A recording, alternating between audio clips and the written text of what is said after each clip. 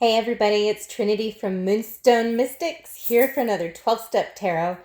Let's go ahead and ask Spirit what step we should be doing today.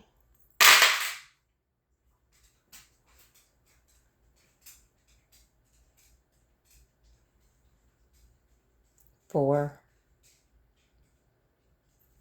All right. Oh, I'm being told that there is a reading in that, so I'm going to go ahead and put that over there, and we will get to that as soon as we discuss step four. Apparently, step four actually will lead into, and your step four that you're doing right now is going to actually help inform some other steps. Now, the energy that I'm picking up from the collective that's watching this today are people who are not necessarily newcomers. You've been doing this for a little bit of time. Good on you. Adapting to the lifestyle. I like it. All right. Okay. So let's go ahead and use the Psychic Tarot of the Heart.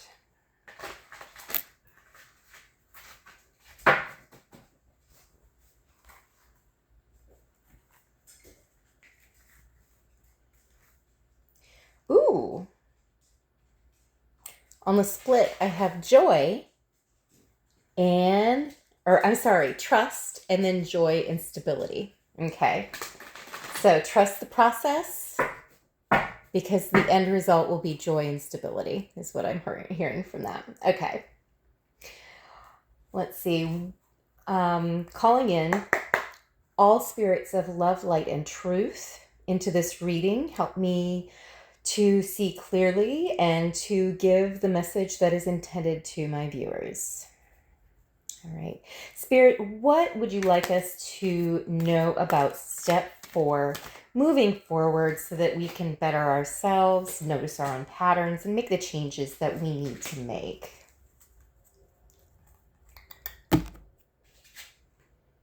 Number one, third eye chakra.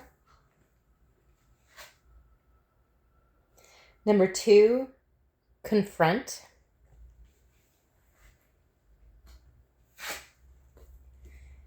And number three, release.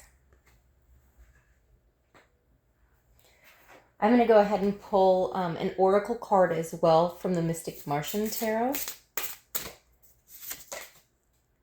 Water element. So this is all about our emotional patterns, actually, not necessarily behavioral patterns, although one will influence the other and vice versa. Okay, so let's go ahead and start with card number two, because I think that the first card, the third eye chakra, is all about kind of opening up so that you can see yourself clearly.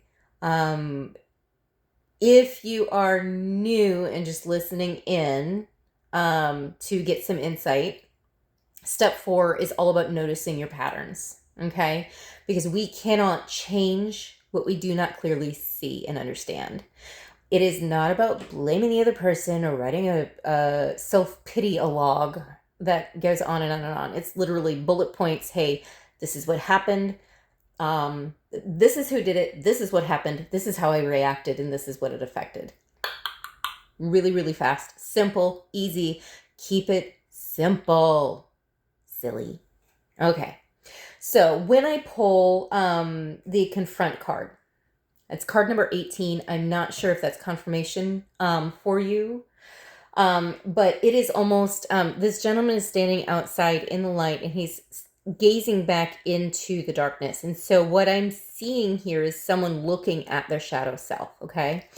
Now, when we are looking at that shadow, and it actually looks almost like an inner child as well that's trapped within that shadow. And so when we're looking at that, we're actually helping release and heal that inner child wounding that we have from our past, okay? Remember that to heal the inner child, we have got to become our own inner parent, okay? Because what's happened is, for whatever reason, we didn't learn some lessons that we should have. There's a plethora of reasons why we don't learn what we need to in childhood. And, the people who actually do learn those things in childhood and become very stable adults are extraordinarily lucky. 85% of us in society today come from dysfunctional families. So you're far from alone if you're feeling like this. So please don't think that you're the only one who's feeling this, funky and all that jazz. On top of the fact that we've got like tons of voided courses through March. I will go into the voided course a little bit later. But the astrology is really, really quite turbulent right now. Anything that happens in a reading always informs the reading. And so since I coughed, that's telling me that you're learning to start to use your voice. That is a beautiful, beautiful thing when you can do that. Okay. But as we're learning to those boundaries, those internal boundaries, they're telling me that is actually a key component of what we want to talk about. So let's talk about boundaries really quick. We have got internal boundaries and external boundaries, okay? And so let's say the external boundaries are within relationship with another person. And one of the things that we struggle with as codependents is being able to know what boundaries are, to formulate healthy ones for ourselves, and then to enforce them. And as we're going along our journey, we start to look back at this fourth step and realize that when we don't enforce our boundaries, it's very hard to walk it back once someone's crossed it. Internal boundaries are the boundaries that we hold ourselves up to. And in order to be in integrity, in order to be aligned spiritually, we have to have those internal boundaries that we follow, being true to our word, doing what we say we're going to do, those sorts of things. Now, of course, there needs to be a little bit of flexibility because life is pure chaos at the moment, quite frankly, for a lot of us. But when we fall short over and over and over again, we're stepping over our own boundary. And so that is something that as a person in recovery, when we're in inactive addiction, we are crossing that boundary that we need to have over and over and over again as we're trying to quit. Oftentimes, that's how relapses happen. Now, if you're a one-chip wonder, freaking awesome. I am so happy for you because relapse does not have to be a part of your recovery story. However, a lot of us do have relapses in our recovery where we have gone 3 months, 6 months, a year, and then relapsed. And that is us crossing that internal boundary we've set for ourselves. We've stated we have a powerlessness over alcohol or a powerlessness over whatever we're addicted to. And then that our lives have become unmanageable because of our continued use of that substance. And we make a decision to turn our will and our lives over to a power that we have understood and believed that can relieve us from what we're attached to. Crossing that boundary oftentimes takes divine intervention. And so that's where prayer and meditation come in. So I'm hearing that as far as emotional boundaries go, that is really where this lies. There is some kind of a boundary that you continue to either cross yourself or allow other people to cross. And that is something that's really holding you back, specifically within relationship. And so, this may not be a fourth step where it's like the big ones, like mom, it may be my best friend did this slight infraction. If you're doing a 10th step every day, you will probably have this under wraps. And that's something that, doing that 10th step every day prevents us from having to do a massive fourth step every year. I sometimes do my 10th step, so I usually use the fourth step yearly. But, hey, to each their own, and whatever gets it out of your body and onto a sheet of paper and then shared with another human being, that's where it counts, okay? To thine own self be true, they do say. But those little tiny infractions that either you're committing or other people are committing against you, those tiny little sins let's call them, those acts that are not divinely guided, no matter how small they are. And in fact, I'm hearing that the pattern is going to be found within the small things. And so really taking a look very closely, like writing every little stinking thing down. This does not have to be done in one sitting. Maybe take 10 to 15 minutes at the end of the day and just compile a list over a week or two, and then go to your sponsor. I am not a replacement for your sponsor, and you should know that by now. But taking it to another human being and talking about it and saying, hey, I think I'm noticing a pattern, or I can't find a pattern. Can I share this with you? And maybe you can have some insight on the pattern that I may be missing. But that pattern really needs to be vetted out in order for you to detach from it. But once you detach from it, I'm hearing that there's going to be some really good things coming in the future for you. Now, this oracle card is number 40, which is the water element, which is reflection, kindness, and compassion. And so I'm being reminded with this card that as you're going about that fourth step, especially if you haven't done it too many times, like say this is your second or third time doing it, it is really easy to start beating ourselves up and hating on ourselves.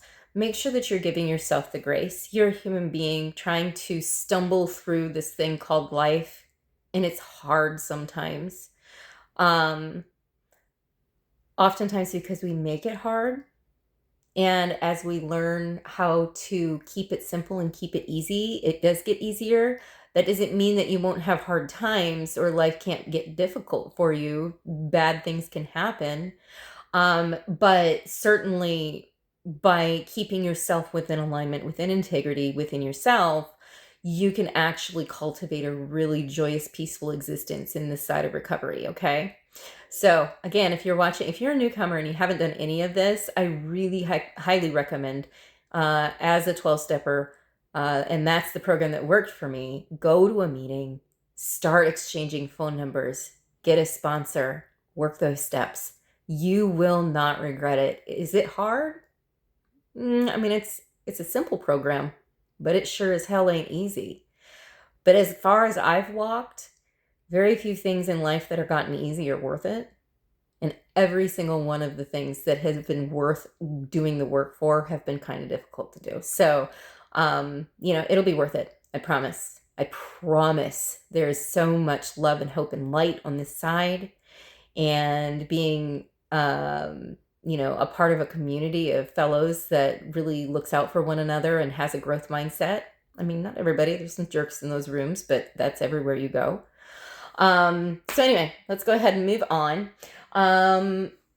I am being told now to pull my divination board. Now, if you are interested in getting a divination board, I do hand make them. I'm not on Etsy or anything, so you'll have to email me, as well as if you want personal readings or anything like that. I will go ahead and put my email in the description box. But this divination board can be used in multiple different ways, and one of the ways is for 12-step tarot, where each one of the wedges is each one of the steps. So we were talking about step 4 here. That was the area that we were pointed to. Now, in that wedge, I have a heart that also has the planet Earth in it. And then I have the tree of life. Okay. And the thing that I'm hearing when I pull those two out is to you're vetting out these patterns and learning how to conquer them in order to facilitate both love of self and love of fellow man. Okay. That helps us navigate life in a compassionate, loving way, and not through fear, hurt, anger, resentment, all of that crap that holds us down. Okay, that brings on lack, quite frankly. If you're walking through life like that, you're manifesting more of that. And when you walk in truth and light and love, and compassion, you are going to manifest more of that. So honestly, it starts with gratitude. You can be grateful for all of the BS that you've been through, just because that brought you to who you are today. Okay, it taught you a lot of lessons. and you may still be a little raw from them, but just being like, you know what, I get that there was a lesson, or I get that there is a lesson and I haven't seen it yet. But I'm grateful for it being here so that I can improve and be a better person. That's where you start. Gratitude is always the starting place. That's the first thing out of my mouth in the morning when I watch the sunrise, is that I'm grateful for the fact that I woke up and get to see God's artwork in the sky yet again. Now, how that fourth step is going to impact the rest of the steps that you're working, it actually will help you cultivate between steps 2 and 3. It's going to firm up that foundation of trust and faith that's so vital for us to have that daily reprieve. If you truly, in your heart of hearts, 100% trust that everything is happening for you and that there is a loving higher power that wants the best for you, then you're going to be able to navigate a little bit more fluidly. Doing the step 4 and learning about yourself is part of that process. We have to walk through that stuff. We have to walk through the emotionality. You may get really angry. You may get sad. You may get depressed or anxious. That's okay. Talk with another fellow about it. Pick up that phone. I don't care how heavy it feels in your hand. Just dial, call someone. If they can't answer, call the next person. Keep going down that list. That's why we get a big, long phone list, so that we have a whole bunch of supporters out there, okay? Now, it's also going to help you with step 8. Okay. What do I have here? It's a little dude.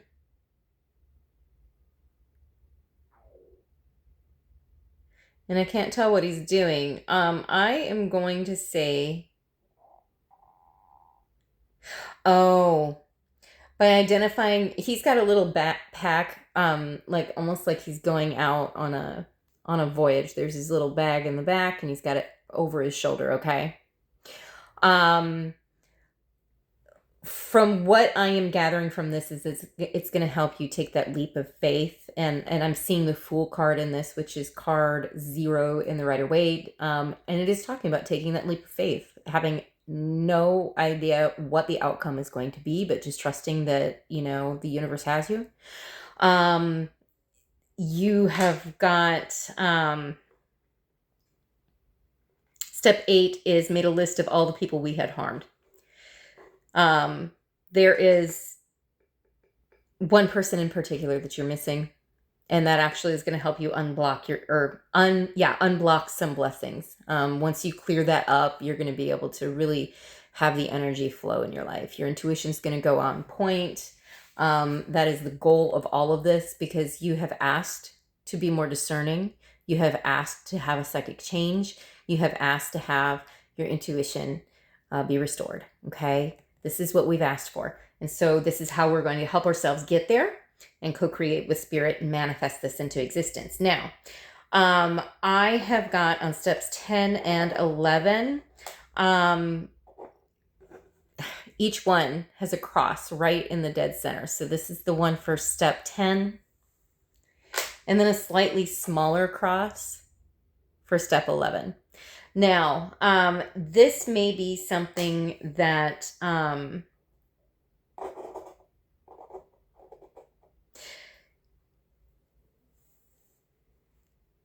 this is a call to be making sure that you're keeping up with your step 10. And I will take that as guidance for myself as well, because I'm pretty good about praying and meditating every day, but I'm not very good about getting a step 10 done.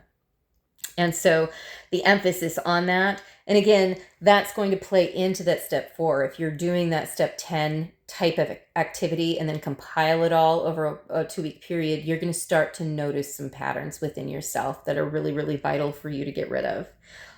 Because they are actually a source of some self-sabotage that you're going through, specifically within relationships with other people, okay? I'm hearing that a lot of it has to do with a deep-seated belief that you're doubtful that you can handle certain things, certain responsibilities. And honestly, you can. It's just there's a little bit of something that you're doing that is kind of yanking the rug out from under your feet right when you get about where you need to go, okay?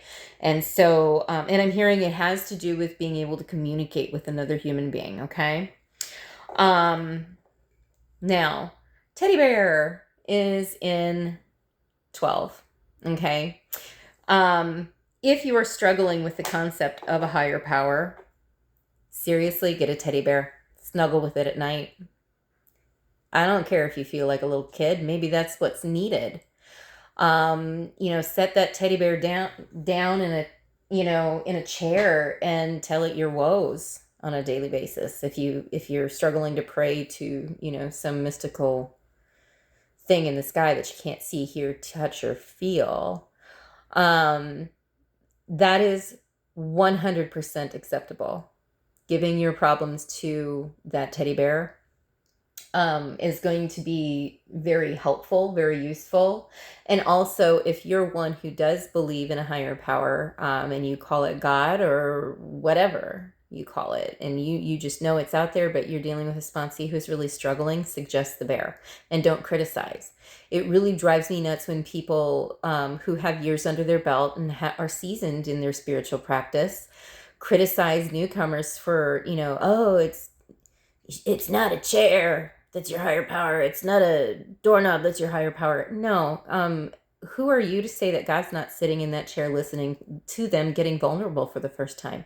Who are you to tell them that God, isn't on the other side of that door listening to them get vulnerable for the first time? There is more than one acceptable way to understand a higher power, and sometimes it takes people longer due to a lot of religious trauma. I know I had a ton of religious trauma when I came in. I have never been more bullied than I was in the Christian church growing up. So, I had a lot of resentment, not toward God, but toward Christians, and it takes a while to work through that. So give them the grace, let them have their chair, let them have their doorknob, let them have their teddy bear or their security blanket. It doesn't matter, because if they're not drinking, they've already won. Okay. And that goes for you too. If you're feeling like people are, poo-pooing your idea or understanding of a higher power, F them, trying to be more spiritual and not swear, God made those words too. Need to put that resentment on my fourth step. Okay, so I'm going to go ahead and do one more card from the Spirit Animal Oracle. What energy do we need to be understanding and embodying today? I'm feeling both of those, actually. Okay, so the first one is Beaver Spirit. Lay a solid foundation. And we were just talking about how this is a really good foundation. Doing this 4-step and building that trust with a higher power, as you understand it, is going to be the foundation for which you build the rest of your life.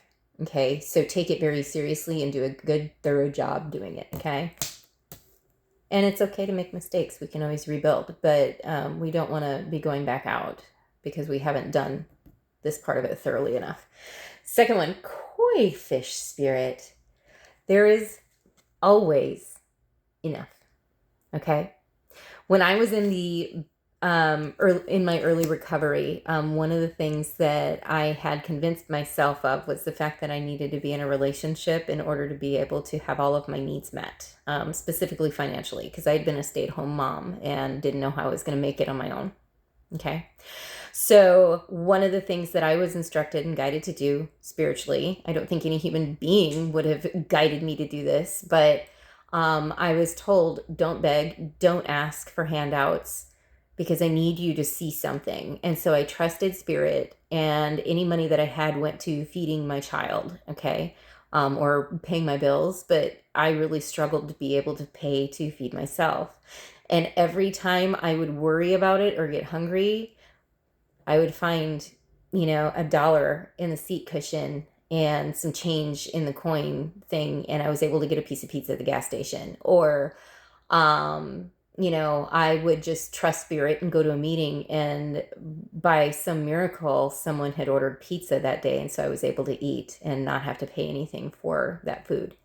Those little things start helping you build trust. I was always provided for the entire time I was in early recovery, and continue to be provided for and protected today. And I'm also being told that if you need help with believing, the loophole to that is to believe that I believe, and you can borrow my faith. Okay? All right. That's all I have for you, my love. If nobody's told you yet today, know that I love you. Take care.